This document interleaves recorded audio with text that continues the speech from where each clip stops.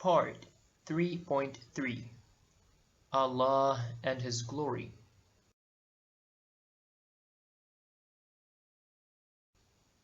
It is clear from what we have so far said about Bismillah that the ba in it is not for causation, as some grammarians say. In fact, in the matter of doings of Allah there is no question of cause and effect. The best way of expressing the relationship between the Creator and the created is that which is found in the Quran.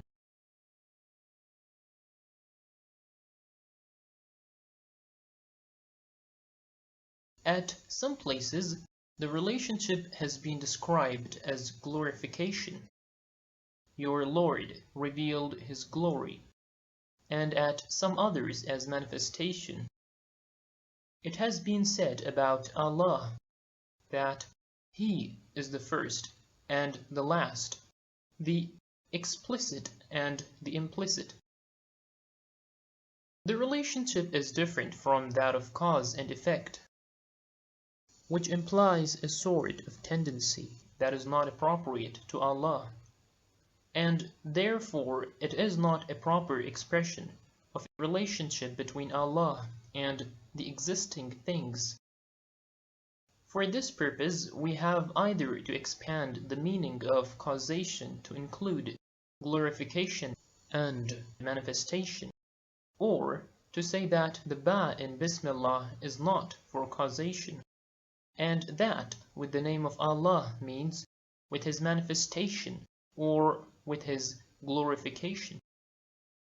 Therefore, Bismillah in Alhamdulillah does not mean that Allah's name is the cause and His praise is the effect.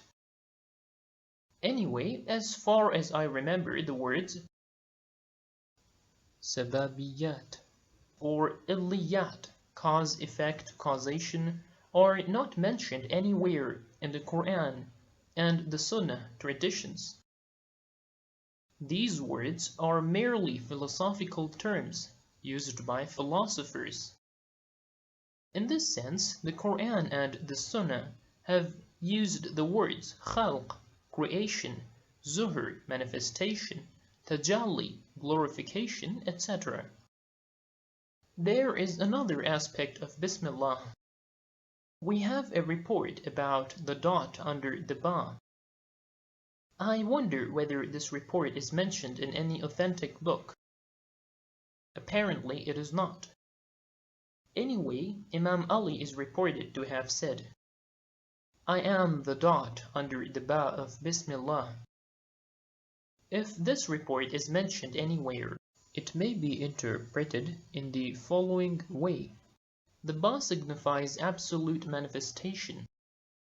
The dot signifies its first specification or determination, which lies in the state of vilayat. If this report was true, the commander of the faithful might have meant that as the dot determined the ba, similarly the state of universal vilayat is the first determination of the absolute manifestation. The name is synonym with absolute glory. It is primarily determined by the wilayat of the Holy Prophet, Imam Ali, etc. This fact is true, even if it is not mentioned in any authentic book. The first and primary determination of absolute glory is the highest stage of existence, and the highest stage of existence is the same as the stage of absolute wilayat. As a matter of fact, a divine name is sometimes a symbol of the state of self. The comprehensive name of this state of self is Allah. Sometimes a divine name is the symbol of the manifestation of some divine attribute, such as beneficence, mercy, etc. All these names are the reflections of the exalted name. Some of these names are the names of the state of self. Some of the reflections of the glory of names and some of the reflections of the glory of doings. The names of the first category are called the state of uniqueness. The names of the second category are called the state of oneness, and the names of the third category the state of will. All these are the terms used by the mystics.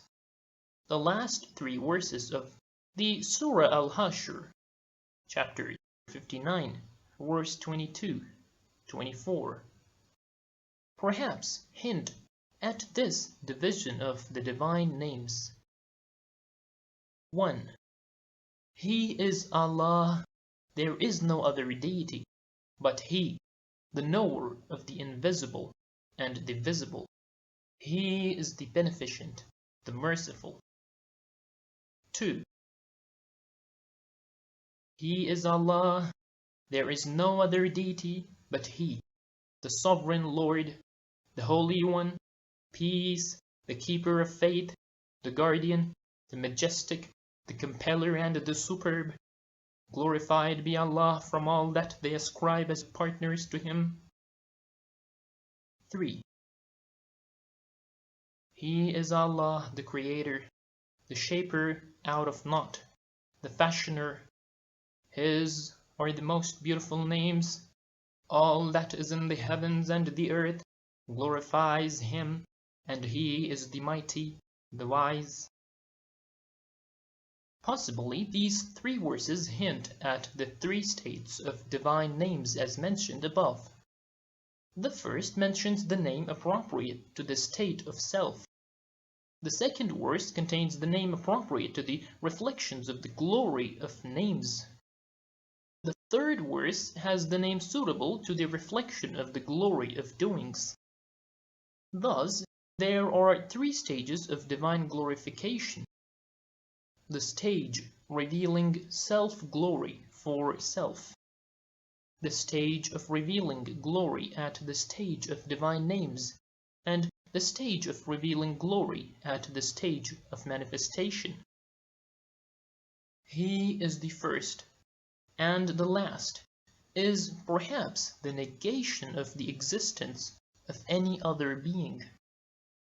He is the first and the last, the explicit and the implicit. This shows that it is He who is manifestation, not that manifestation is from Him. For He is the first and the last, the explicit and the implicit. Glory is not separate from the glorious. There are several degrees of revealing of glory, but in no case glory is separate from the Master of Glory. It is an idea difficult to conceive, but once you conceive it, it is easy to believe it. It is also possible that Allah is the name of divine glory at the state of divine attributes.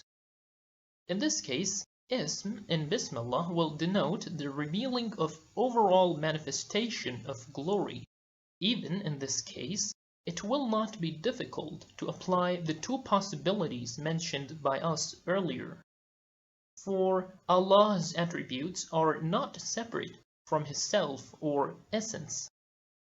In this connection, it is to be pointed out that sometimes we look at an event from the point of view as to what our perception says. Sometimes from the point of view as to what our intellect says. Sometimes from the point of view as to what impression our heart has formed. And sometimes we witness the event at the stage of its actual reality. This rule applies to all spiritual matters. The farthest limit of our perception is either intellectual perception or argumentative or semi-argumentative perception. We perceive things according to our intellectual capacity. In spiritual matters, the lowest degree of our perception should be that we come to understand that there is Allah and His glory. As a matter of fact, whatever method of perception we use, we cannot go beyond this limit.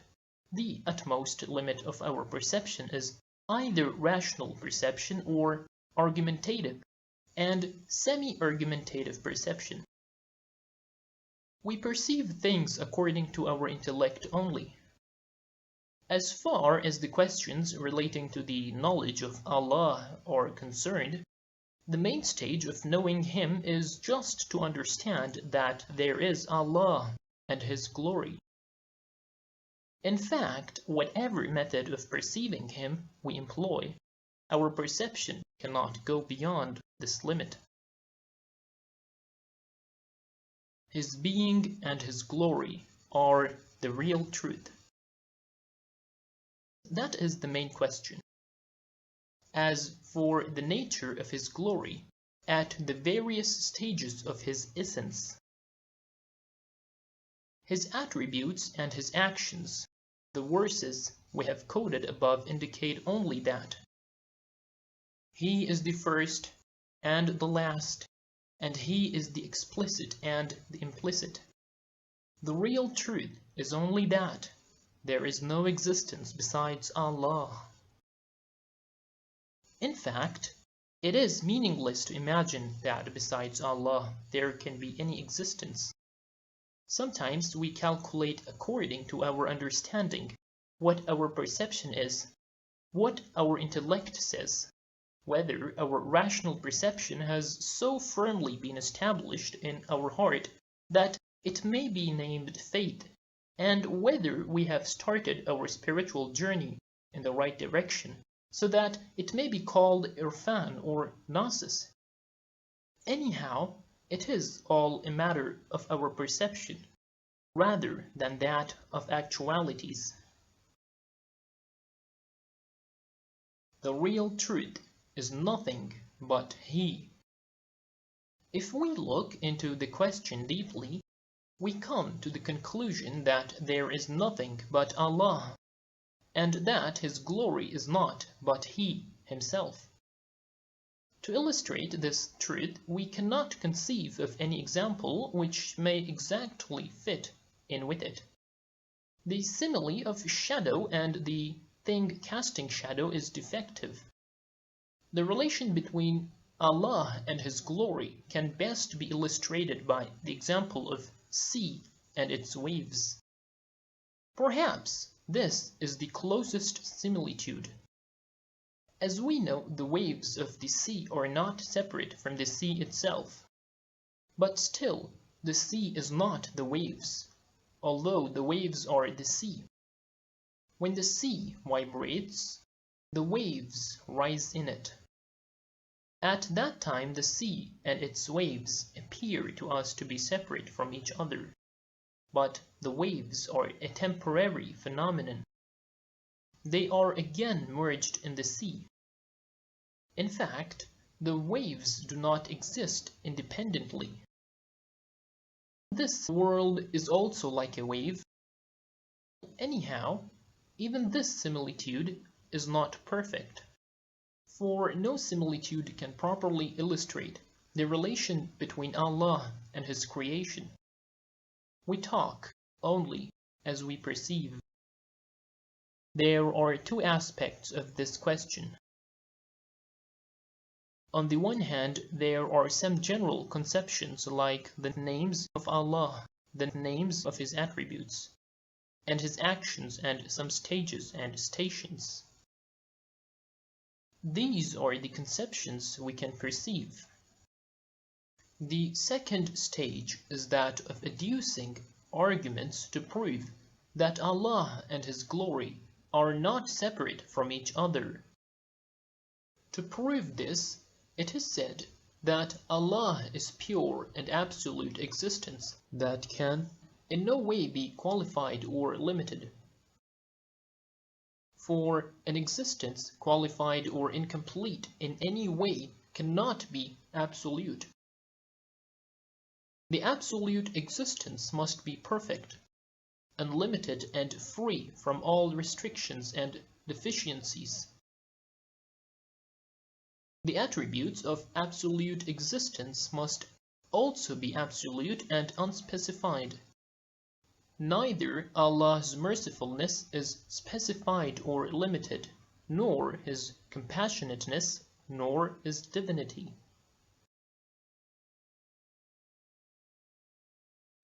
Lack of any excellence means limitation.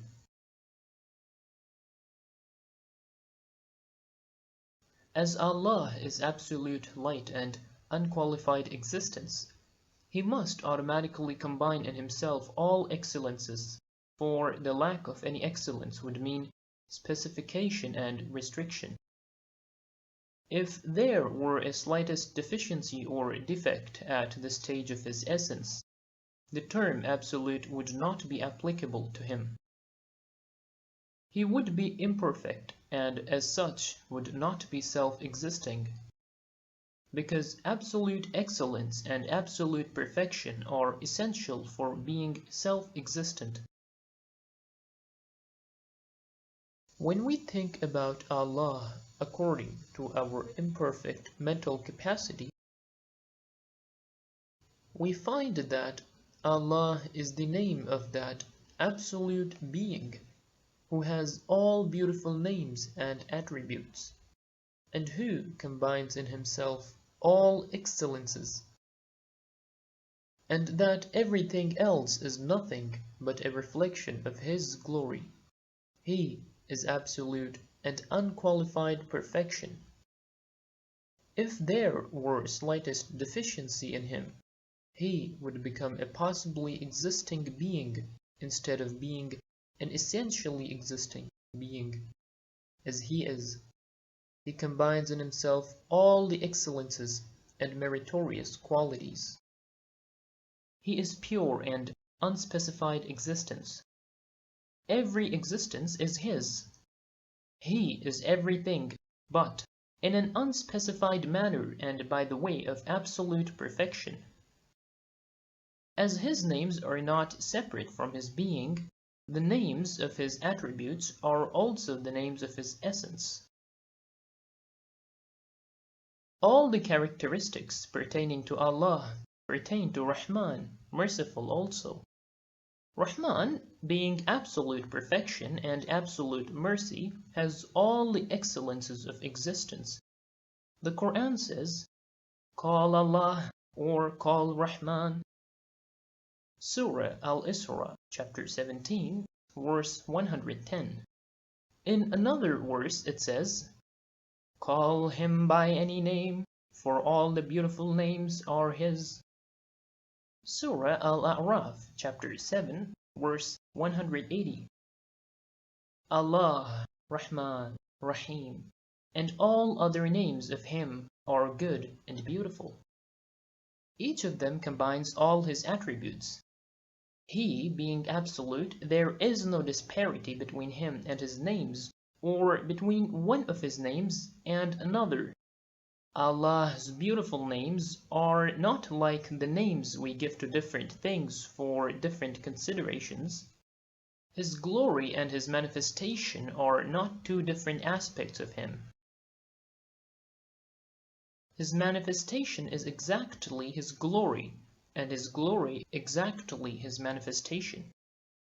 Even this expression is defective. Absolute existence means absolute perfection, and absolute perfection must be absolute in every respect. Therefore, all His attributes are absolute. No disparity of any sort can be imagined between His essence and His attributes.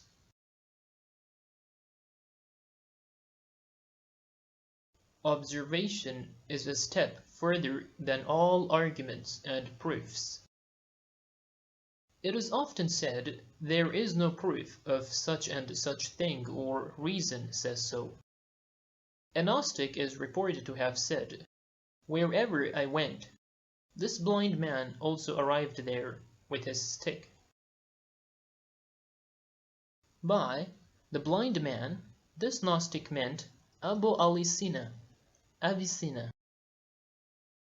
What he wanted to say was that the person who perceived truth by means of his arguments and cold reasoning could be compared to a blind man who found out his way by means of his stick.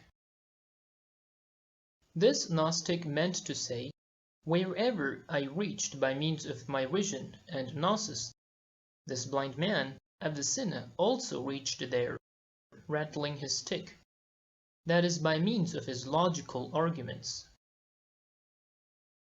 People depending on arguments are blind. The people depending on arguments are blind because they lack the power of vision. Although they have proved unity of Allah and other questions relating to it by means of their arguments, and have also proved that the source of existence is absolute perfection, yet what they say is still a matter of arguments. Behind the walls of which these people are unable to see anything, with a great deal of effort, the heart perceives that the essentially existing being is pure existence, and that he is everything. Still, the heart remains like a child who needs to be spoon-fed at every step. He who perceives the rational questions by means of arguments needs repetition of these arguments, and has to make strenuous struggle before his findings are firmly established in his heart. Faith means cordial perception. When it is cordially accepted that Allah is pure existence as well as all perfection, this conviction becomes a faith. Prior to that, it was only a rational idea obtained by means of arguments. Later it produced particular conception. When the heart accepted that conception as a truth, either by means of rational arguments or through Quranic teachings, it became a faith. Intellect discovers the truth and teaches it to the heart. When, as the result of repetition and mental exercise, it is firmly established in the heart, there is nothing in this world except Allah, that idea becomes a faith, or an implicit belief. Although the stage referred to in the Quran by the words, "so that my heart may be at ease," is a stage lower than the vision of the prophets. Yet, it is a stage. But the vision of the beauty of Allah is a far higher stage. Glory of Allah was revealed for Prophet Musa. The Quran says, "When his Lord revealed his glory to the mountain," chapter 7, verse 143. In connection with the story of Prophet Musa, the periods of 30 days and 40 days and subsequent events are significant and worth consideration. When Prophet Musa departed from the house of his father-in-law Shu'aib, after traversing a little distance, he said to his wife, "I feel that there is a fire." His wife and children did not see at all the fire which he felt. Prophet Musa said, "I am going so that I may bring a live coal from it for you." When he approached the fire, he heard a call saying, "Surely I am Allah." He heard this voice from the fire which was ablaze in a tree. This sort of vision was acquired by the blind man by means of his stick, and the Gnostic by means of his heart. But Prophet Musa had that vision with his eyes. The truth is higher than what we say and hear. We speak about the truths, but they are higher than what we say about them. Surely I am Allah. Nobody except Prophet Musa could see the light of the divine glory that was revealed to the tree. Similarly, nobody could know the nature of the revelation that was received by the Holy Prophet Muhammad, peace be upon him. The whole Quran used to be revealed to his heart at one time. How? Who knows? If the Quran is what we have, consisting of 30 parts, then it cannot be revealed all at once to an ordinary heart.